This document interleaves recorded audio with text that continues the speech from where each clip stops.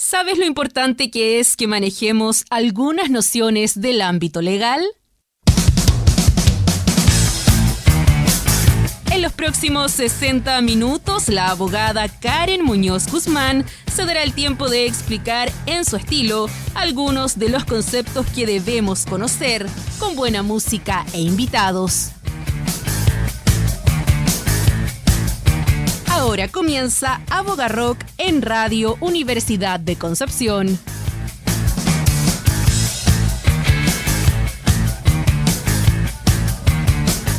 Buenas tardes, bienvenidos, ¿cómo están? Yo les comento que hoy día 28 de octubre damos inicio a un nuevo episodio, pero antes quiero decirles algo, un aviso de utilidad pública. El sábado es noviembre, ¿se dieron cuenta? Increíble, impactante cómo pasó el año, impactante el caso que vamos a hablar hoy. Vamos a hablar de uno de los casos emblemáticos, más emblemáticos, ¿cierto?, del vínculo entre política, dinero, justicia en nuestro país, el caso SQM. Así que le doy la bienvenida a este nuevo episodio de Abogarrock. Hoy día, SQM, Poder y Justicia.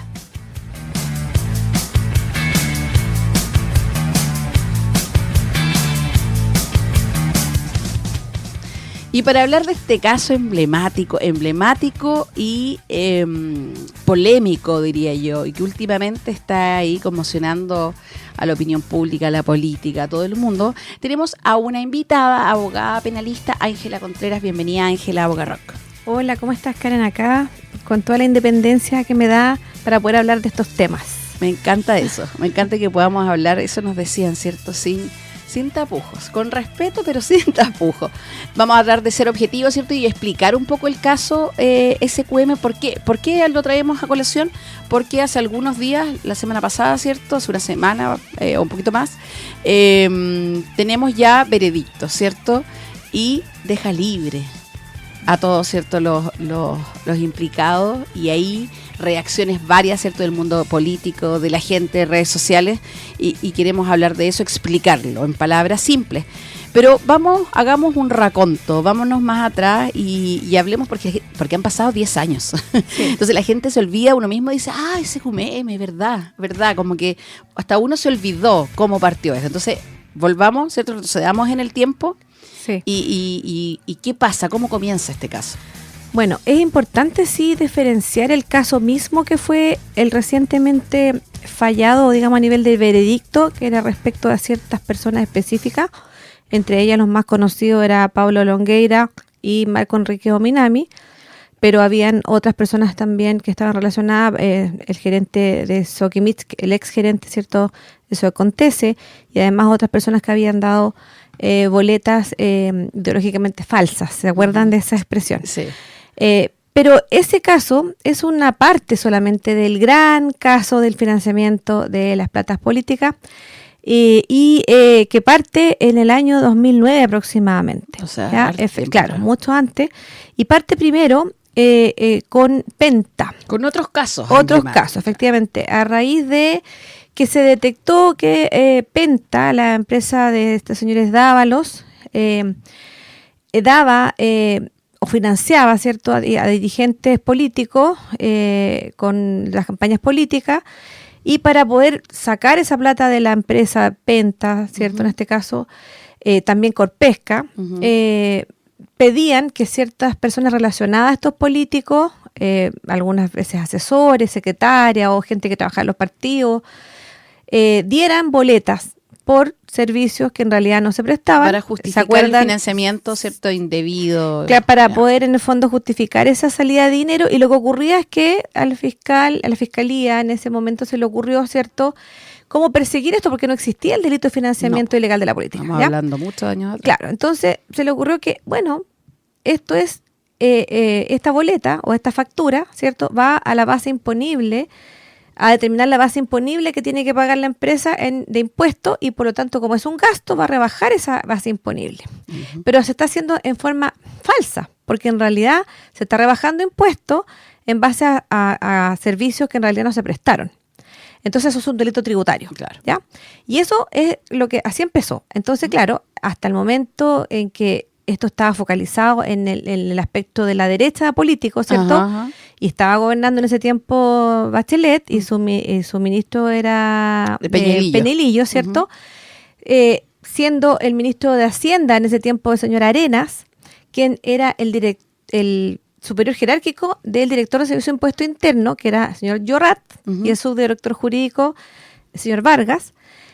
Al principio no tuvieron inconveniente en que el Servicio de Impuesto Interno se querellara contra estas personas que iban apareciendo, ¿ya? Porque para ejercer la acción penal, la Fiscalía necesitaba la querella del Servicio de Impuesto Interno. No puede investigar la Fiscalía por sí misma, abrir una investigación de oficio o querellarse a otra persona. Tiene que haber una querella del Servicio de Impuesto Interno. Entonces, claro, empezaron a querellarse contra estos personeros, diciendo que en realidad esta plata iba a financiar campañas políticas y por lo tanto la empresa, en ese caso Penta, estaba cometiendo delitos tributarios, estaban disminuyendo el monto verdadero de la base imponible y por lo tanto estaban evadiendo impuestos. Claro. Y por otro lado, los que emitían estas boletas por servicios que en realidad no prestaban, también estaban cometiendo un delito. Lo que está atrás de esto en realidad no es un delito tributario. Lo que está atrás de esto en realidad es la corrupción. Claro. Esto poder vino a destapar la corrupción. Claro, esto es porque en realidad se está buscando paralelamente el delito tributario, pero en realidad lo que está atrás es la fe pública, ¿cierto? El poder controlar a un parlamentario para que después tú puedas pedirle favores y poder pedirle que dicte proyectos de ley a favor tuyo. Claro, ¿ya? porque no era plata de buenas personas, claro, sino que había una contraprestación. Iba a haber más adelante una contraprestación. Entonces, como era muy difícil probar el cohecho y soborno, porque esta plata difícilmente la recibía ese político directamente, sino que la recibía a través de un tercero, ¿cierto? Claro. Que además eso iba a pagar a la campaña política de algún relacionado al partido, etcétera. Claro, efectivamente es difícil poder decir después, mira, está siendo cohechado, porque además que la contraprestación venía a veces mucho después, cuando ya era parlamentario, era electo. Entonces, el nexo era difícil. Claro, efectivamente. Entonces así comenzó. Pero ¿qué ocurrió? Ocurrió que de pronto en estas mismas incautaciones de estas mismas personas que boleteaban, ¿cierto? Se abrió esta información tributaria y el Servicio de Impuesto Interno empezó a encontrar que esas boletas no siempre eran solamente emitidas a Penta. También se encontró que estas mismas personas que trabajaban en los partidos políticos emitían a otra empresa.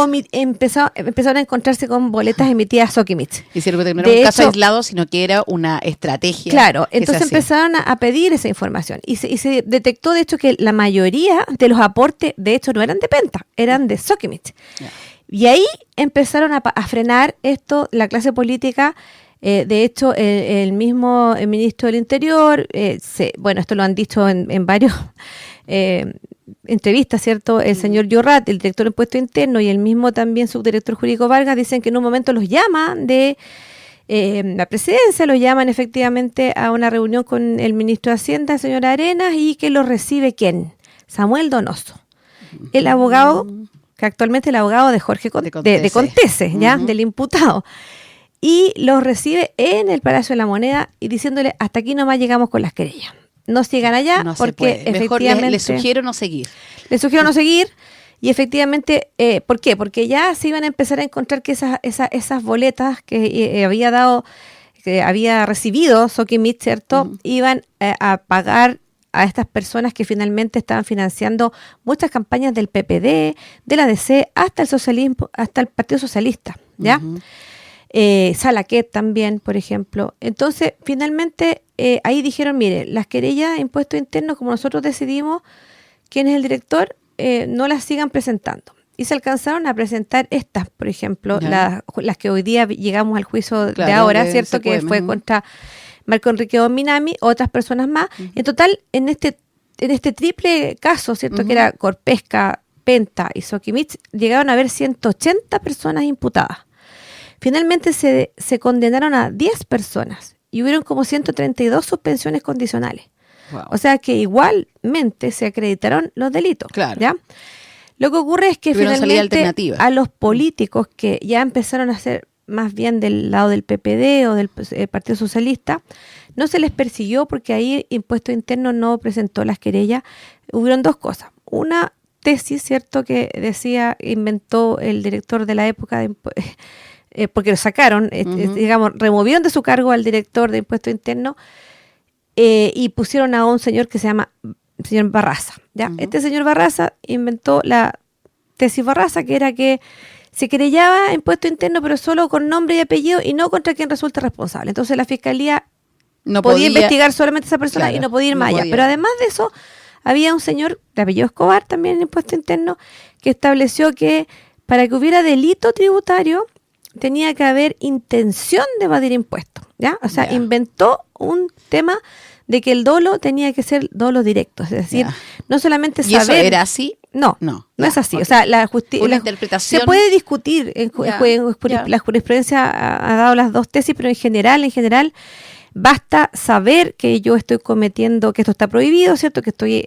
haciendo una factura o boleta falsa, y que por lo tanto eso va a hacer disminuir la base imponible y por lo tanto voy a pagar menos impuestos. Basta eso, para eso ya es dolo, eso ya es dolo. No tiene que haber sido además ellos lo quiero dicen, hacer para claro, ellos inventan esta teoría de impuesto interno diciendo no, porque aquí en realidad se requiere tener una especie de intención, ¿ya? Confunden dolo con intención. Entonces dicen, como aquí en realidad estaba destinado a financiar campañas políticas, prácticamente no está destinado a evadir impuestos, y basta con que la empresa rectifique, que lo hicieron, rectificaron diciendo, mira, no encontramos si realmente estos servicios se prestaron o no encontramos el fundamento de estos servicios, los documentos fundantes, o sea, la asesoría que se había cobrado, no la encontramos, por lo tanto vamos a rectificar y vamos a pagar el impuesto que se debe. Entonces, el impuesto interno no hay delito, no hay entonces, hay una multa, nomás una cuestión administrativa. Esa fue la doctrina Escobar, pero ese señor Escobar también, ojo, que esa persona es un abogado que trabaja en el estudio Jorge Bofill, que era el abogado de Julio Ponce Lerú, claro, ¿ya? Es el jefe, el dueño de Soquimich. Claro. Entonces también ahí uno ya empieza a ver que todo esto fue un entramado, ¿ya? Y ahí, bueno, y por esto mismo que tú estás explicando, es que este caso fue uno de los que generó, bueno, este caso y todo lo que implica para atrás, uno de los que generó mayores crisis de credibilidad en el sistema, en general. Sí, porque efectivamente esto se fue sabiendo, ¿cierto? Claro. Que había en cortapisa, después a nivel de fiscalía, porque ese nivel, digamos, del Poder Ejecutivo, la moneda, ¿cierto? Como vemos cuando ya se empiezan a sentir amenazados y ya de su propio sector, empiezan a trabar al organismo que tenía que hacer las querellas, que en este caso es el Servicio de Impuesto Interno. Asimismo, también, por ejemplo, en otros casos podemos ver que hoy día, por ejemplo, se está trabando la querella contra el señor Orrego. El Consejo de Defensa del Estado no se querelló respecto a Orrego, pero sí se querelló, por ejemplo, en el caso respecto a Camila Polisi, ¿ya? Y ahí también uno dice, ¿pero por qué? ¿Por qué no lo hace? Entonces, cuando el poder, digamos, ejecutivo dirige a quien tiene que dirigir la acción penal, a veces efectivamente interfiere o puede intervenir en que si se van a querellar o no, y eso es un requisito para seguir adelante para la Fiscalía. Ese fue la primer contrapisa. Pero después también, en la Fiscalía, hubieron otros problemas, que fue justamente el fiscal nacional, Saba Chagual. Primero él lo que hace es si bien le dio ímpetu a las investigaciones, pero cometió, a mi juicio, el primer error, que fue ofrecer una salida alternativa a Jovino Novoa, ¿ya? Y además de eso también separar un poco las causas, porque la causa Corpesca, por ejemplo, la distribuyó en varias fiscalías regionales, ¿ya? Lo dejó a cargo de varios fiscales regionales. Y justo coincidió con que él se iba. Entonces, cuando él se va, llega este señor que ya sabemos también cómo fue electo, porque fue electo expresamente para hacerse cargo de este problema. Sabemos que hubo una reunión, una comida, ¿cierto?, famosa. Es que, claro, es que ahora después en el tiempo se va concatenando las cosas, claro, pero esto no somos como el bombo fica, ¿cierto?, sospechoso. Claro. Y resulta que hay una comida, lo eligen al señor Abbott, que además es primo de Moreno, también que era ministro. Entonces, finalmente se elige este señor Abbott, que tiene que hacerse cargo de esto, pero tenía un problema, que había un familiar de él que era parte también de Penta. Entonces él dice, no, yo no puedo investigar esto, yo no me voy a hacer cargo de esto y lo voy a asignar a otros fiscales y yo no lo voy a seguir investigando. Y bueno, se lo pasa al caso Penta, se lo quita a estos fiscales Gajardo, Norambuena, y se lo pasa a el fiscal Guerra, ¿ya? Fiscal Guerra, que hoy día también está cierto, a punto de ser formalizado y vincula el caso de Hermosilla. Y este fiscal Guerra, ¿qué es lo que hace? Lo primero, bueno, dice, vamos a ofrecerle una suspensión condicional a Moreira. Moreira, sí. Y eso es lo que reclama hoy día Marco Enrique Minami, porque dice a Moreira, raspado la olla, que era también es lo mismo que me imputan a mí, es lo mismo que le imputaban. Y porque a él lo benefician con una salida de suspensión condicional y a mí no, y a mí me ha costado 10 años. Eso tiene razón Marco Enrique Minami. Pero no porque a Moreira salió por la ventana significa que entonces él sea inocente. No, o sea, no, pues son los dos tendrían que haber tenido efectivamente el mismo criterio y en eso no fue igualitario.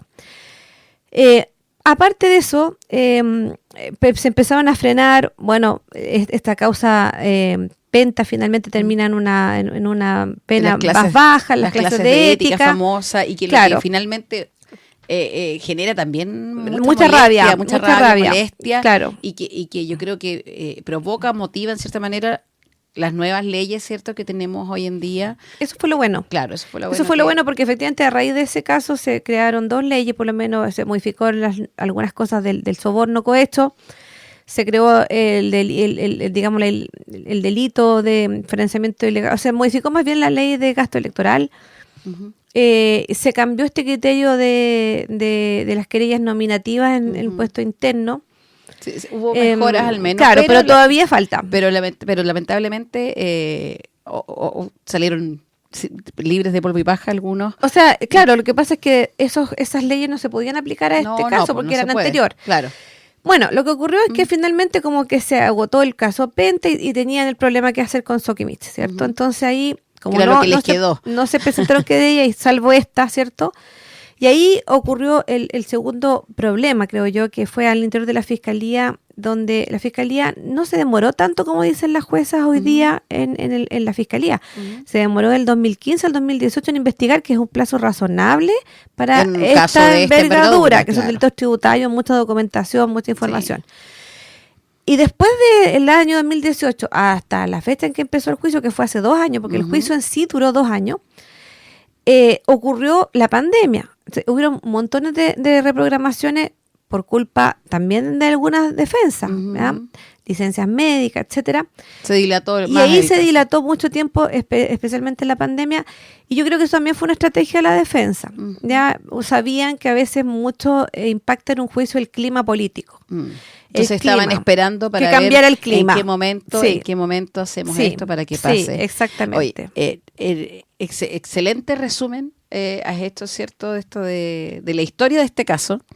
Vamos a seguir conversando y vamos a volver al presente, pero vamos a ir a escuchar música, que la música también habla sobre el tema, también habla en estos casos. Y es una canción que habla sobre el poder, los cambios aparentes y la desconfianza hacia quienes lo ejercen. Una manera, ¿cierto?, de recordarnos que a veces la historia se repite. Lamentablemente, solamente cambian los nombres. Nos quedamos con un clásico del 71. Esto es The Who con Won't Get Fooled Again, aquí en Aboga Rock. Hola, ¿te está gustando este capítulo? Bueno, no olvides suscribirte y hazle clic a la campanita para que te avise cuando hay uno nuevo. Nos vemos. Qué buena canción, The Who, aquí en Aboga Rock. Y otra cosa que es buena también es que usted pueda volver a escuchar este capítulo en el canal de YouTube. Aboga Rock, va ahí, lo busca, hace clic en la campanita, se suscribe y ve este y todos los otros capítulos porque estamos ahí en la cámara. Saluda a la cámara, Ángela. Hola. Y también en Spotify y en Radio UDEC también.cl. Busque Aboga Rock y nos va a encontrar. Seguimos hablando de este caso, ¿cierto? De SQM. Más allá del caso concreto, ¿por qué hablamos hoy, cierto? Ángela nos hizo un resumen importante de todos estos años, breve, ¿cierto? Como resumen del Rincón del Vago. Sí, un resumen muy apurado. Muy apurado, porque es necesario. Pero era necesario, estaríamos hablando, ¿cierto?, del programa.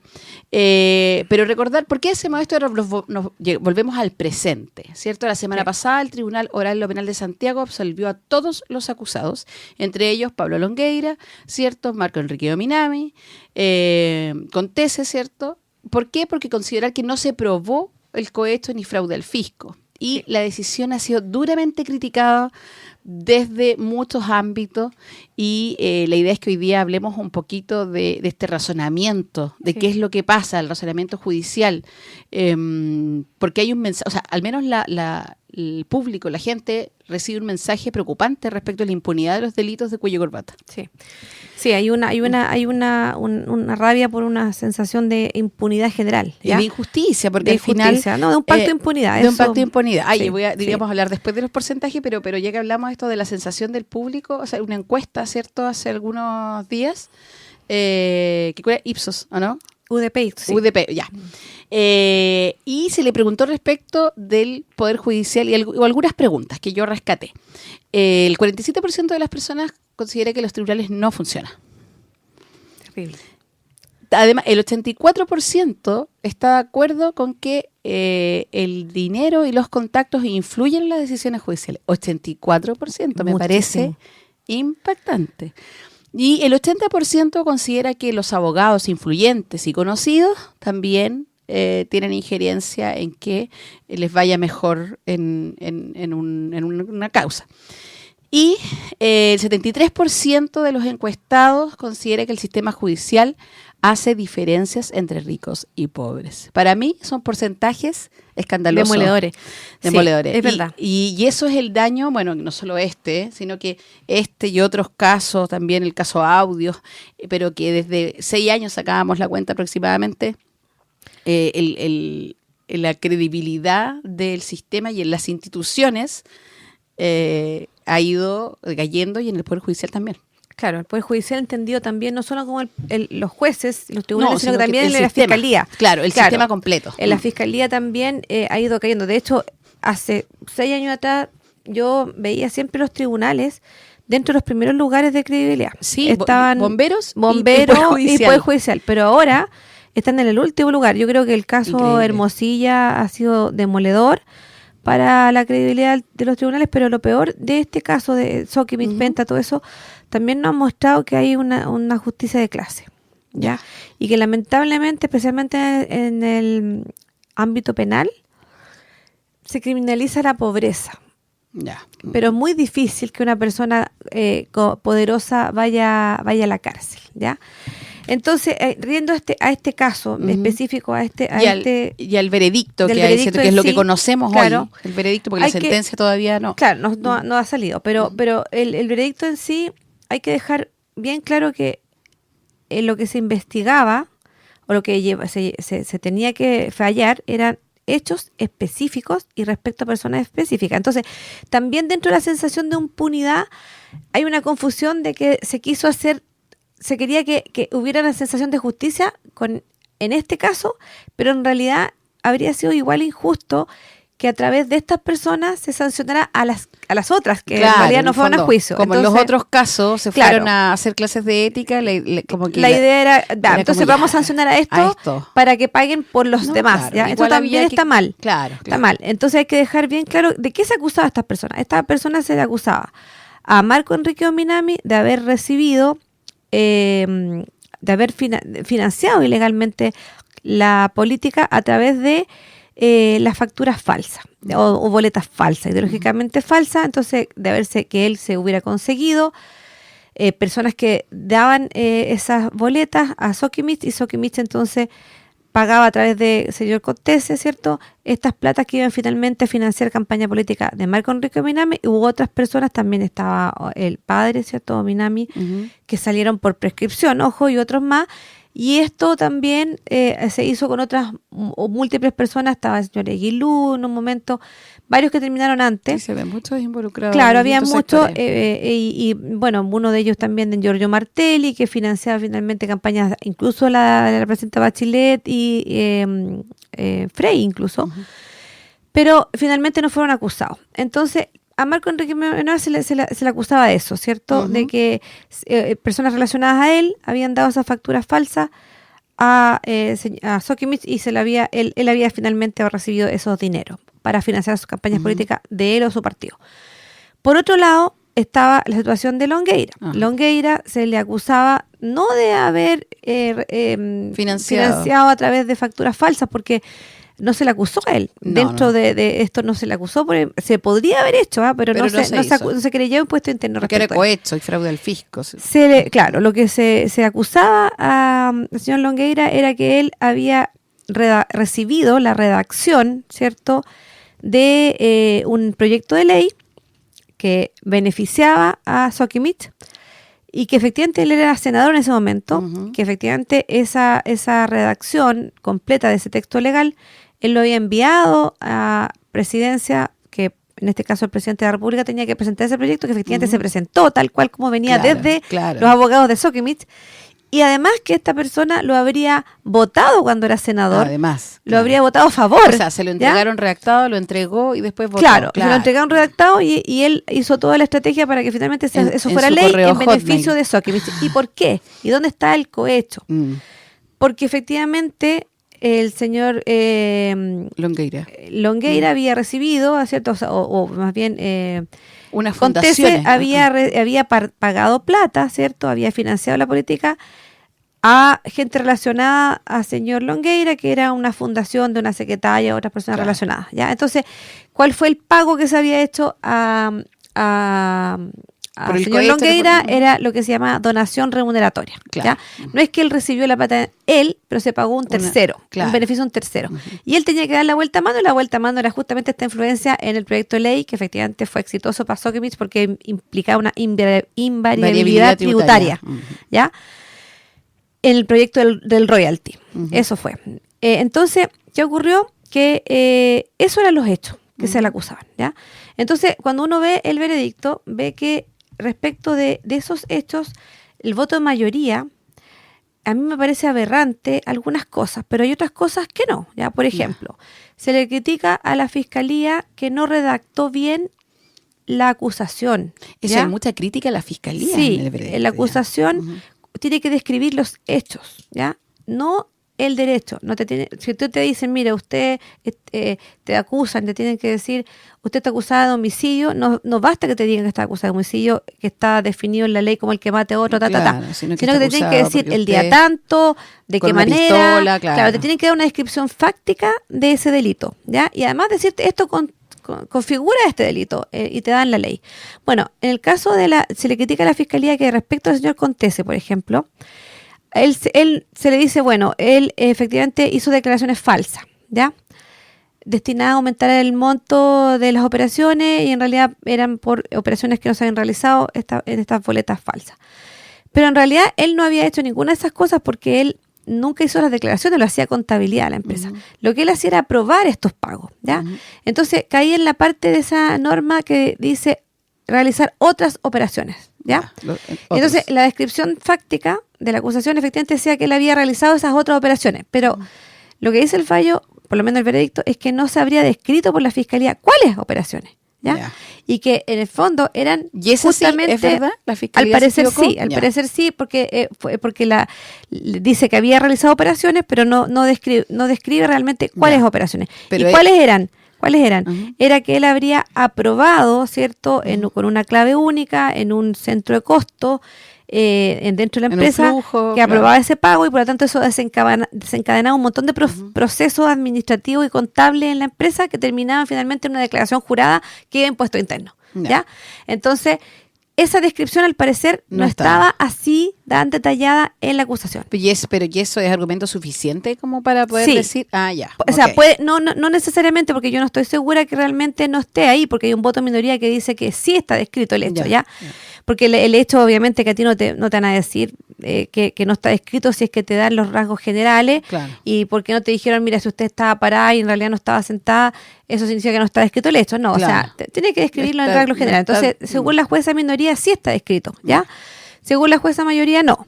No están descritos con tanto detalle como para que entender cuáles eran los hechos que había realizado.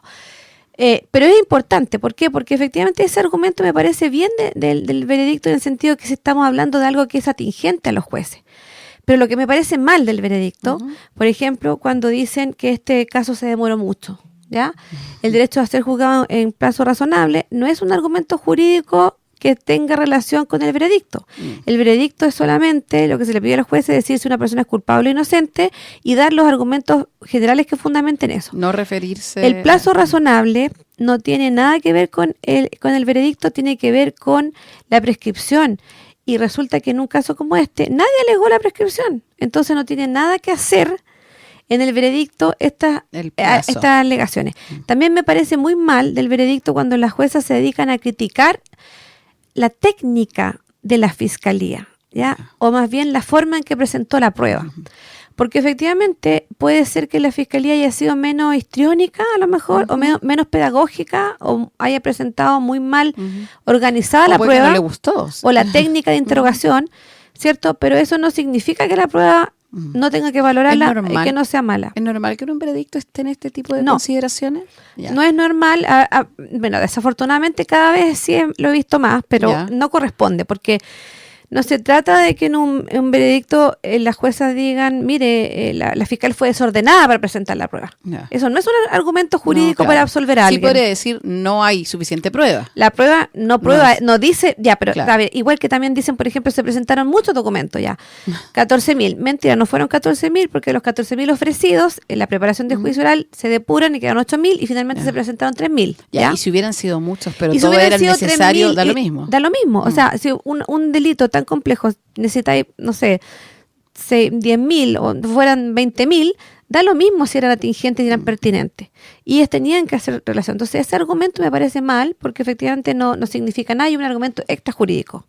También me parece mal que ellas hayan entrado a criticar a la fiscalía en la forma de hacer la investigación previa. Por ejemplo, la jueza critica mucho que la fiscalía desagrupó causa o agrupó causa, y resulta que dicen esto debería haberse juzgado en dos juicios, en juicios distintos, separados, por ejemplo, el señor Longueira aparte del señor. Pero eso resulta que no es una cuestión que se le pide a la jueza en el veredicto. Ellas se les lleva este caso y este es el caso que tienen que resolver. Claro. Y no ponerse a criticar lo que ocurrió antes, durante el juez de garantía, que lo que hicieron otros intervinientes, otras etapas. O sea, a tu juicio, este es un...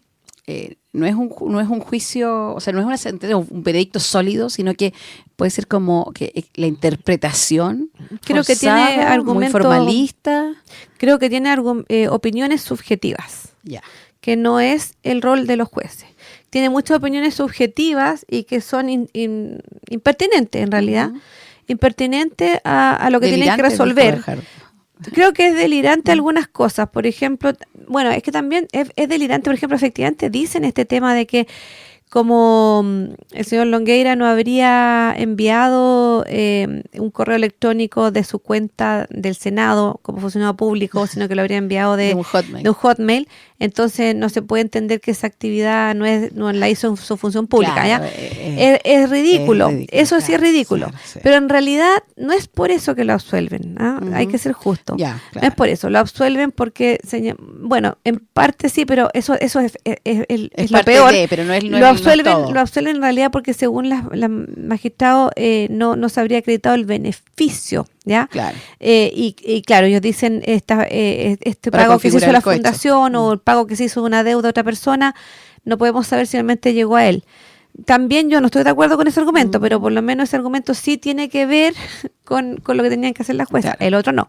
Ángela, ¿tú crees que esto afecta la credibilidad del Ministerio Público? Porque igual critican, el veredicto se enfoca mucho en criticar al Ministerio Público y en el fondo queda mal parado, ahora como hablábamos, no solamente el Poder Judicial, sino que también el Ministerio Público respecto a la persecución de estos delitos económicos y la corrupción.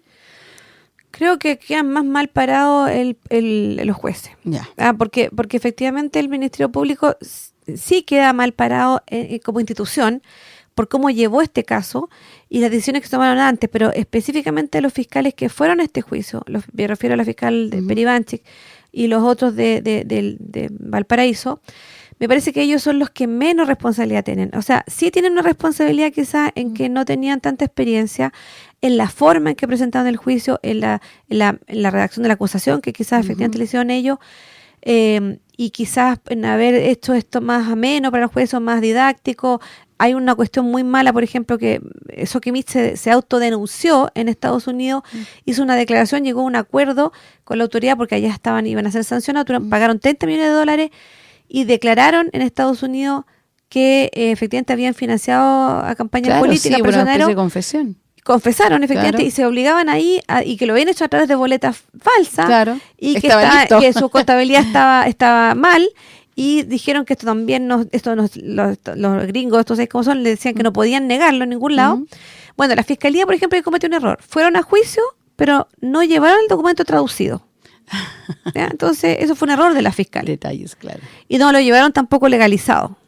Ya, pero esos son como detalles Importantes y claro, como cosas básicas. Importante, claro. Oye, vamos a seguir hablando, Ángela, de esto, ¿cierto? De cómo criticando, ¿cierto?, el veredicto, analizándolo y explicando un poco el impacto que tiene, pero vamos a ir a escuchar una canción, esta vez del 2007. También es una canción potente que habla de rebeldía frente a la mentira, ¿cierto? Y al abuso de poder, que es lo que un poco siente la gente. Y es perfecta para que reflexionemos mientras escuchamos esta canción sobre la justicia, la verdad y estas apariencias que a veces intentan imponerse. Nos quedamos con Foo Fighter y esto es The Pretender, aquí en Evoca Rock. Estamos de vuelta hablando del caso Soquimich SQM con Ángela Contreras. Este caso, ¿cierto?, nos deja preguntas abiertas, Ángela, ¿cierto?, más allá del veredicto, sino que nos deja unas preguntas respecto de la efectividad de la persecución penal en los delitos de corrupción y sobre la transparencia del sistema político, además. Mientras algunos defienden el fallo a muerte, ¿cierto?, otros lo ven como una derrota simbólica para la justicia y la ética pública. Y de ahí, yo creo que queda una gran pregunta, es ¿qué aprendimos de este caso? ¿Cierto? ¿Qué pasa con la influencia en el sistema penal? ¿Qué pasa con la responsabilidad política versus la responsabilidad penal? ¿Qué cambios tienen que haber? Cuéntame un poco de eso, ¿qué aprendimos? Bueno, yo creo que lamentablemente últimamente con todos estos casos hay muchos políticos o funcionarios públicos que tienden a confundir la responsabilidad penal con la responsabilidad administrativa, constitucional, o incluso inmoral, ¿cierto? Falta de la probidad. Y no todo tiene que ser un delito para que sea reprochable. No, entonces, por ejemplo, tenemos muchos políticos que están hoy día de candidato presidencial. El candidato presidencial había uno que estaba literalmente en los alegatos de clausura de un juicio por corrupción. Claro. Y tiene todavía la posibilidad de ser condenado, porque esto puede ir a recurso de nulidad. Tenemos alcaldes, está lleno de alcaldes. Tenemos un candidato que está en prisión preventiva, Pulgar, por violación. Tenemos otro candidato, Jadwe, que quiso ser candidato, que siempre, pero también está acusado, ¿cierto? Tenemos otro candidato, Calisto, desaforado. Entonces, basta, o sea, está súper normalizado. Claro, o sea, en el fondo pueden ser, ¿será razonable esperar que no sean condenados penalmente o el estándar hay que exigir algo más? Claro. Yo creo que ese es el problema en cuanto a la confusión que hay en responsabilidad política y responsabilidad penal. Hay cosas que no son delitos, pero son igualmente reprochables. En cuanto a qué aprendimos, cómo que podríamos hacer a futuro, creo que hay varias cosas que se podrían haber hecho y que no se han hecho. Por ejemplo, la acción penal respecto a los delitos tributarios sigue estando en el Servicio de Impuesto Interno, que me parece bien en el sentido que el impuesto interno es el organismo técnico, pero me parece que si depende del Poder Ejecutivo, si hay políticos involucrados o funcionarios públicos involucrados, me parece que esa acción penal tiene que ser igual como la acción penal cuando hay funcionarios públicos involucrados para todo mundo, cualquier persona, ¿ya? No debería ser de exclusiva de Servicio de Impuesto Interno. Cuando hay políticos o personas, funcionarios públicos involucrados y que se sospecha que hay corrupción, debería esta acción poder ser ejercida o poder que la Fiscalía investigara de oficio sin necesidad de querella en Servicio de Impuesto Interno. Claro. Eso en cuanto a la acción penal. En cuanto a la investigación misma, creo que hay una deficiencia en las policías de la parte técnica, contable, auditoría, financiera, claro. ¿Ya? Falta especialización. Hay pocos peritos muy altamente especializados. A veces la Fiscalía ha tenido que contratar peritos externos, empresas auditoras externas, ¿ya? Y la contrapartida muy especializada de las empresas o de los que infringen la ley es muy alta. Claro. Entonces, de repente, descubrir, por ejemplo, el caso Más Vida. Ahí también era muy difícil porque ahí tenemos abogados, batallones, ¿cierto? Abogados que se dedican a hacer esta estructura societaria, a hacer estas empresas offshore, en paraísos fiscales, a hacer estos fondos de inversión privados donde no sabes quiénes son los dueños, sacar esas patas, moverlas para allá, para acá, hacer miles de RUT. Entonces, es difícil, hay que saber tanto derecho, tanto contabilidad y un montón de cosas contables, financieras, ¿cierto? Que eso creo que estamos al debe en las policías y en la fiscalía en la capacitación, para poder investigar realmente bien en cuanto a tener gente especializada. Y en cuanto a la percepción también de la impunidad o de la justicia de clase, creo que el Poder Judicial tiene que ser mucho más transparente. Creo que le hace muy mal al sistema, por ejemplo, la existencia de los abogados integrantes, porque son abogados que un día litigan a favor de clientes como estos, y como ejemplo Soquimich, Contese, qué sé yo, y después están también con los ministros sentados fallando. ¿Y cuál sería la solución? ¿Más ministros? Creo que ministros de carrera. No. Ministros de carrera. Lo otro, sacar al poder político de la designación de los jueces. Sacarlo. Por último, establecer un sorteo. Me parece que eso es lo más correcto. Se o sea, intentó hacer un cambio, pero salió. claro, pero efectivamente ahí mal. queda, igual que con los notarios, ahí queda, no hay un cambio real. Entonces, efectivamente, sacarla de la nominación de los jueces a todo lo que sea el poder político, y que esto, si cumple los requisitos después de una carrera, bueno, se sortea entre los 5 mejores, pero no que haya una decisión que política. pueda manejar algún político, claro, creo que eso sería que ya negativo. vimos cómo se hacía el Sí, me manejo parece que los backstage. cargos de elección popular en la justicia nunca funcionan bien. Es puro populismo eso. La fiscalía quizás podría ser fiscal nacional de elección popular también, porque igual también hay que mantener esa independencia. No estoy segura de que sea buena idea, pero quizás sí podría el fiscal nacional ser elegido con elección popular, y sería mejor que tener este sistema donde hay intervención de los políticos, creo yo. Oye, para terminar, ¿cómo se reconcilia el derecho con la percepción ciudadana de impunidad? ¿Cómo conciliamos? ¿Qué podría pasar para que la gente confíe? Yo creo que simplemente hacer los juicios transparentes, explicar bien a la ciudadanía. Este tipo de, por ejemplo, de veredictos no ayudan porque no está bien explicado, ¿ya? Además, este mismo hecho también, por ejemplo, que ellas critican el tema de que se demoraron 10 años, pero ellas se toman casi un año en dictar el fallo. Esto podría, y además que esta misma jueza, una de estas que son del voto mayoría, pidió una licencia de 5 meses. Entonces ese juicio se demoró 2 años porque 5 meses fueron por esa licencia de esa jueza. Entonces me parece impresentable. Mejorar de todas partes. Hay cosas impresentables, como por ejemplo eso de dictar el fallo en tomarse. Los juicios cada vez duran más. Y duran más porque los tribunales muchas veces funcionan mediodía, no funcionan la jornada completa hasta las 4 de la tarde. O sea, habría que hacer reformas estructurales para que esto cambie. Y justicia para todos. Y justicia para todos, y también si van a exigir, van a ser tan exigentes con los elementos del tipo penal y con la prueba para estos casos, para estos políticos, personas de dinero con buenos abogados, también tienen que ser igual de exigentes para las personas que llegan con la Defensoría Penal Pública o con que son más pobres, y que efectivamente ahí no vemos el mismo rigor. No.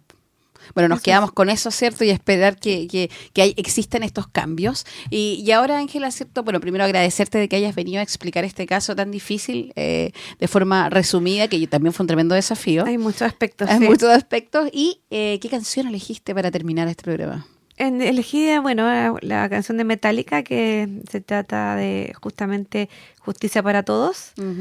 Me parece que es una canción potente que efectivamente resume lo que la gente quiere. Así es. Entonces nos quedamos con Metallica and Justice for All aquí en Época Rock. Gracias, Ángela, por haber estado. Gracias a todos por escucharnos, y nos volvemos a oír el próximo martes aquí en Radio Universidad de Concepción.